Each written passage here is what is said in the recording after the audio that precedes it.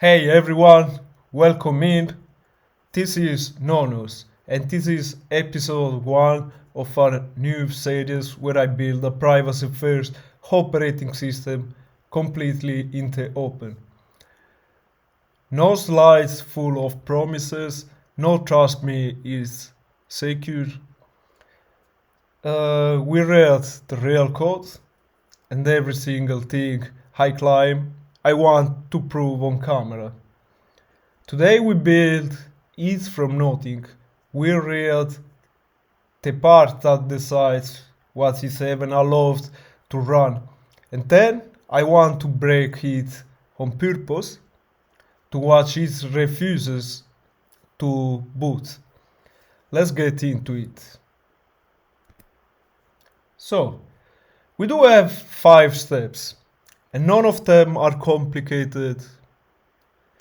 First, you install Rust with Rustup, which is the standard Rust installer, and then you install Qemu, which is an emulator we need, so we can boot the kernel inside a virtual machine for development instead of a real hardware.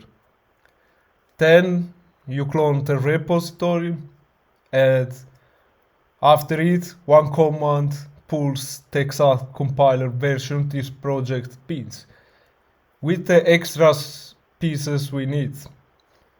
The piece that matters is the Rust source code itself, and there is why.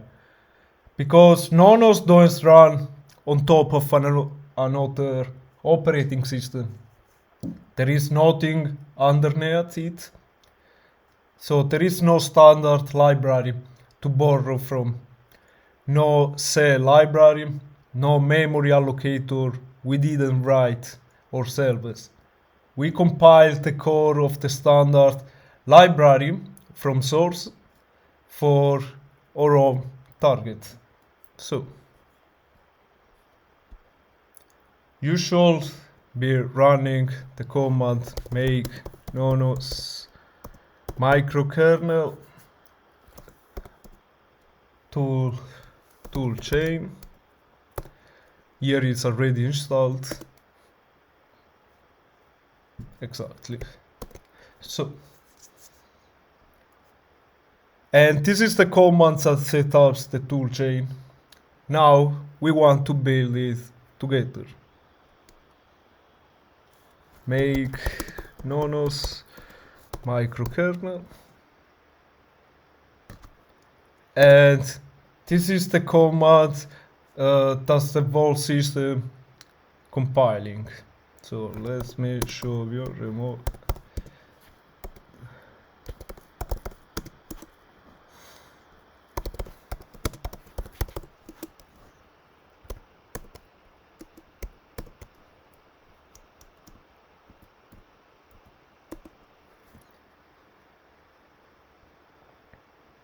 Now, this is the whole system compiling, the kernel, the drivers, the file system, the desktop, every single part, but each one is built as its own separate program.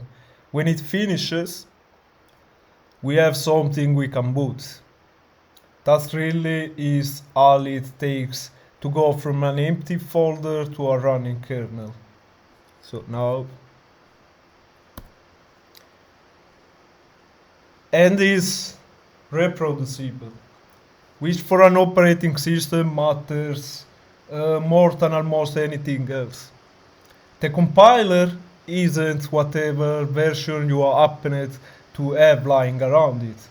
It's pinned right here in the repository, one exact nightly build, a custom target we define ourselves, and the standard library compiled from source against it. The same checkout gives you same bytes on anyone's machine. That's the foundation for everything else we're about to do. Because if you can't reproduce the build, then verifying anything that comes out of it doesn't really mean much. Here is the question this world project exists to answer. What happens when one piece of your system is wrong? On almost every device people use, the most powerful code, the code that can read your files, your keys, your camera, all runs in the same place with the same authority.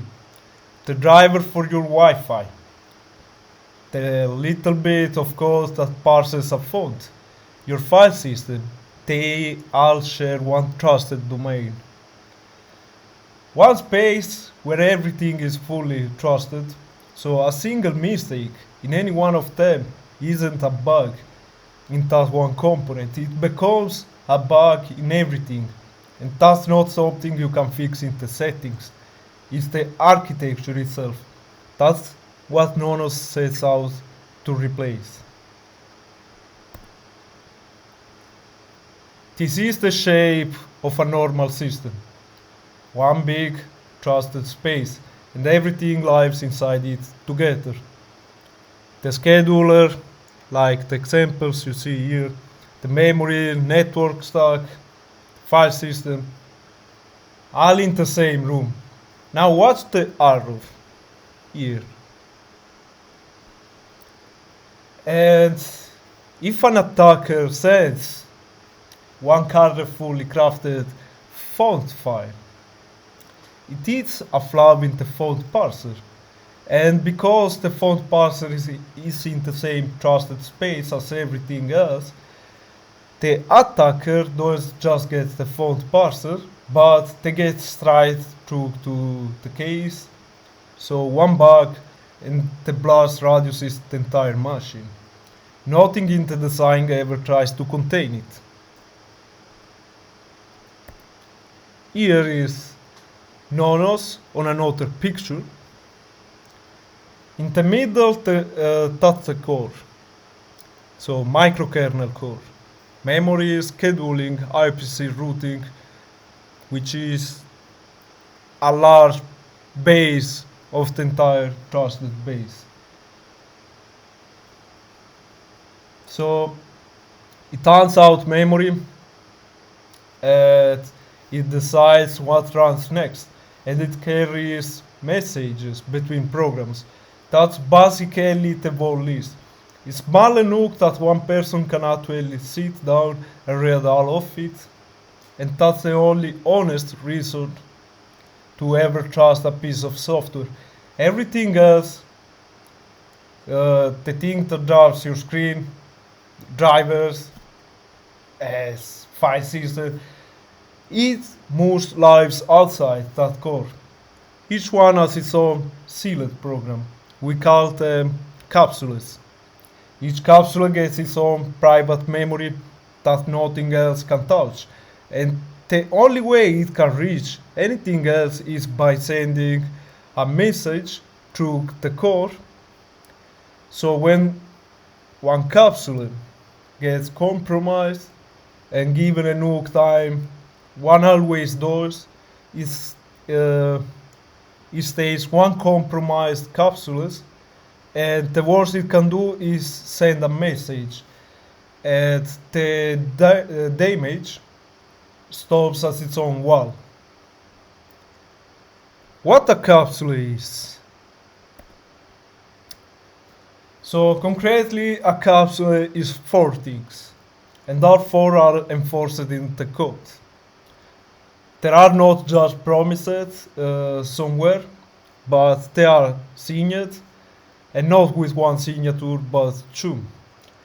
There is a classical AD 25519 signature, and there is a new architecture introducing a post-quantum signature called ml-dsa 65, which is the one the standard bodies picked to stay secure, even against a quantum computer. Both of them sign a small description of the capsule called manifest, that pins down what is a fingerprint of its own code and exactly which powers it's allowed to have. And at startup, both of those signatures have to check out or the capsule simply does not run. It's isolated in its own private memory. Its capability bound, and a capability is just a token that says you are allowed to do one specific thing.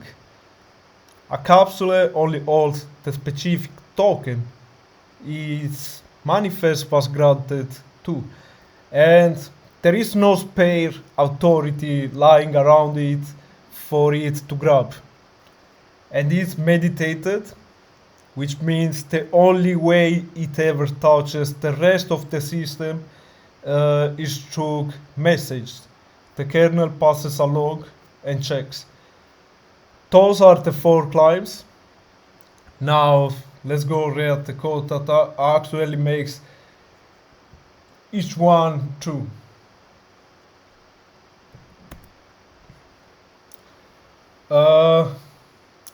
This is the part every program works before it's allowed to run even one instruction. Your power on, the firmware, which is a small program built into the machine that starts everything, adds control to the NØNOS bootloader. The bootloader checks the kernel's signature over every byte of the kernel before it will jump into it. If that check fails, the machine just stops. If it passes, the kernel starts up, and then for every capsule the same routine repeats. Span verified, pre-flight, the manifest check, the signature. Every one of those steps is allowed to say no, stop. So let's read the kernel functions, not a diagram of the actual code. So this is how a program comes to life in NØNOS. The function is called span verified, not span. There is no plain span anywhere in the system, and that's on purpose. It does exactly 2 things. It runs pre-flight, and only if pre-flight comes back, okay, does it install the program and let it run. And look closely at where the powers come from. They come from the verified manifest, not from whatever the program asked for. A program can request a word. It receives exactly what its signed manifest proves is allowed, and nothing beyond that. The request is only either a ceiling, it's never a grant. Now, this is the earth of pre-flight. Read right down the left side with me. Every one of those lines ends in a question mark. In Rust, that little question marks means if these steps fails, stop right here and add back the error. So this isn't one check, it's 9 checks in a row. And any single one of them can turn the capsule away.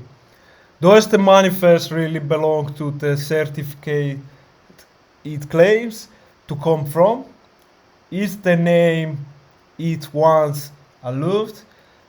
Are the power it's asking for within the limit it was granted? Is the signature valid? Does the fingerprint in the manifest match the actual code, byte for byte? Is it built for the right target? Are these the endpoints it said it would use?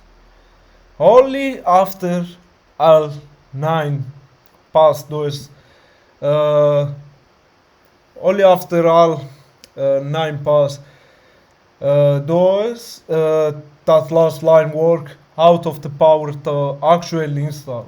Now let's look at the signature step because that's the one nobody can argue with. So, this is the signature check itself, written out in full, with no library hiding what it does. And it's colorful. The way real cryptography has to be.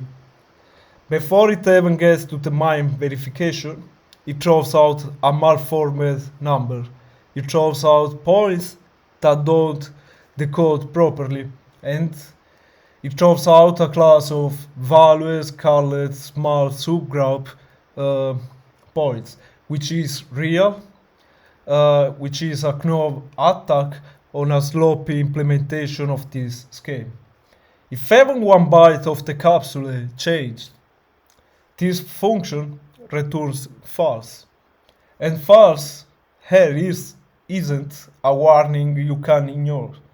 It travels right back up through all those question marks we discussed. The manifest is rejected, and that program never gets memory, never gets scheduler, and never runs. This is the classical signature. The post-quantum one, the ml-dsa 65, runs through the exact same gate, by the exact same logic, and the capsule has to pass both. There is no way around either one of them. It's the door. Now,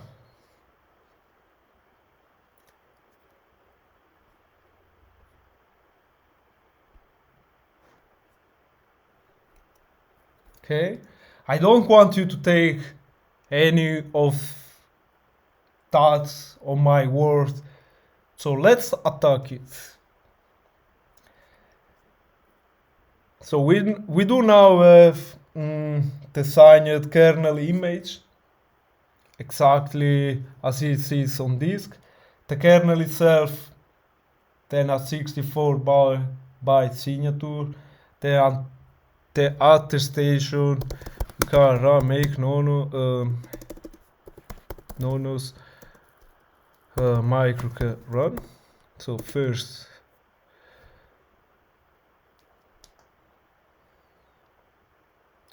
this is me running the operating system now. We are building the microkernel with desktop guy, graphical user interface, and after it I want to tamper the same kernel together.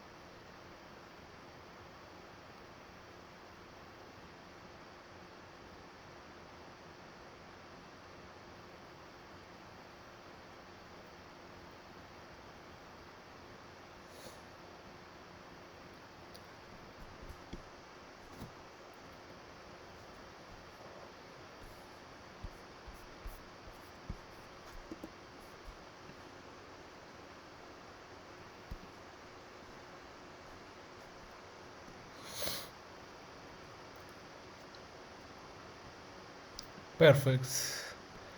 So this is the example on NØNOS booting without tampering it. So I do want now to tamper, show you. So make NØNOS microkernel tamper.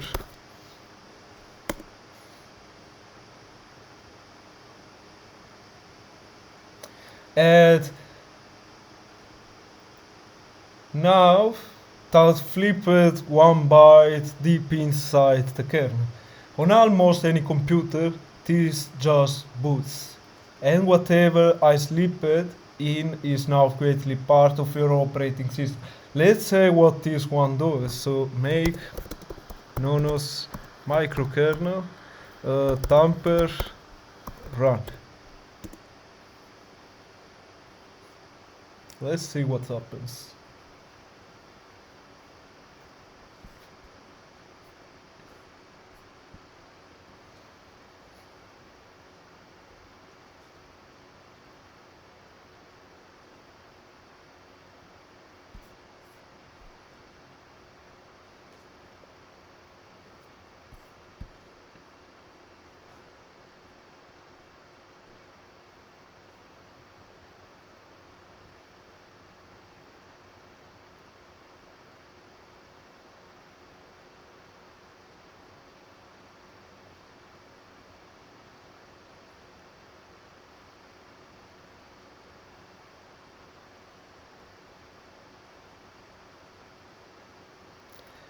It refused. The bootloader recomputed the signature over the kernel. It didn't match the trusted key and it stopped before the kernel ran a single instruction. If Vault genuinely rather not boot at all than boot something it can prove is real. That refusal makes that refusal right there is the whole personality of this system. Let me put the byte back.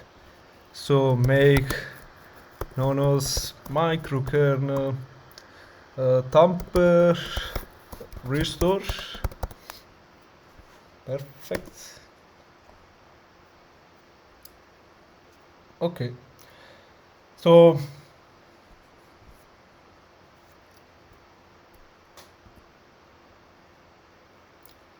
getting in is only half of the story. The other half is what a program is allowed to do once it's already running. In NØNOS, every system call which is just a request program makes half the kernel goes through one gate and the gate checks permission before it does anything else. That is the gate. Every system call in the entire system arrives right here. Before the kernel even looks at what you are asking for, before it reads your request at all, it resolves a capability. If you don't hold the one this call needs, it stops on the spot. Notice the denial and return permission denied. There is no baseline level of trust to fall back on, and there is no second way in. Every color in the system comes through this one function, which means there is exactly one place this has to be right, and this right there. Next, the same rule decides how capsule talk to each other. When one capsule sends a message to another, it does reach it directly. It goes through the kernel router and the router checks permissions first. As that router, when a capsule sends a message to a named service, the very first thing it does before it moves a single byte is ask whatever the sender actually holds the capability that service requires. If it does, the message is denied, not quickly delivered anyway, denied, just denied. That per destination check is already in place for named service. And we are extending the same fine-grained check down to the repli and direct send paths, so that every message in the system is gated the same way. And there is a floor underneath all of it. Nothing can send any message at all without holding the IPC capability in the first place. Put that together with verified spawning and you get the thing that actually protects a person. The worst case for any one broken component is that one component and never the whole machine, never. A few pieces of math hold all of this up. Every capsule is signed twice. With AD25519, the classical signature everyone knows, and with ml-dsa 65, a post-quantum one, so that a signature you trust today still holds the day a quantum computer shows up. Change the code and the fingerprint no longer matches the signed manifest, so it's being rejected, which is exactly what you have just watched happen. And the kernel itself carries a zero knowledge proof, which lets the system prove that it's the genuine authorized image without revealing anything else about it. That's a privacy done at level of factual math, not promises and not marketing. Instead of promises over a website and lying to your public. We don't lie to your public, and that's why we are building NØNOS. We built it at the very start, so now let's boost the whole thing and watch come up. We did, you can reproduce it, so you now know how to reproduce the system and try it yourself. The whole system you can boot in Chemo on the real wavy path. You now know the kernel the bootloader verifies the kernel. The kernel starts up, and one by one every capsule we just read about checks in. Each one of them having here, and there is the desktop. The wallpaper you are looking at was drawn by a user space capsule that asked the GPU driver to paint it. Over the exact same kind of message we just read, with the permission checked on the way through. 3 separate sealed programs working together to put one picture on a screen, and not one of them able to reach into any other.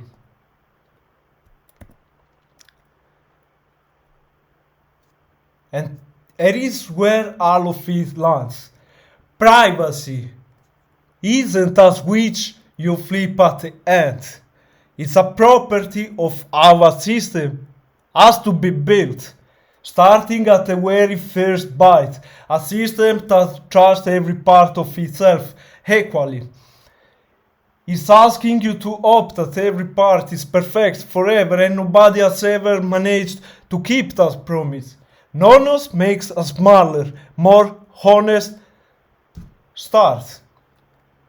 And keep that part you have to trust small enough to actually read. Seal everything else off so that no single failure ever becomes your failure. And refuses on every boot to run anything you can prove is real. You read the code that refuses. You watch it refuse in this demonstration. So try yourself now. Everything we did just now from this build command to the byte flipper is in the repository I will commit after this video. And you find the description here over YouTube video. Thank you. That was the first episode. We set the system up from nothing. We read the actual kernel, the one door every program comes through, the 9 checks it has to pass, the the cryptography that can't be faked, and the permission that's checked on every message. And then we watch this refuse to boot a tampered image. Next time, I'm going to take one single capsule and follow it whole life. From how it gets signed to how it handled is a small set of powers to how it talks to the rest of the system without ever once being trusted. Tell me which part you pull it apart line by line. I'm building these into open, and I rather build it with you reading along. And I like because I want to make real privacy alive, and I want to make alive with the community here. So have a nice weekend, guys.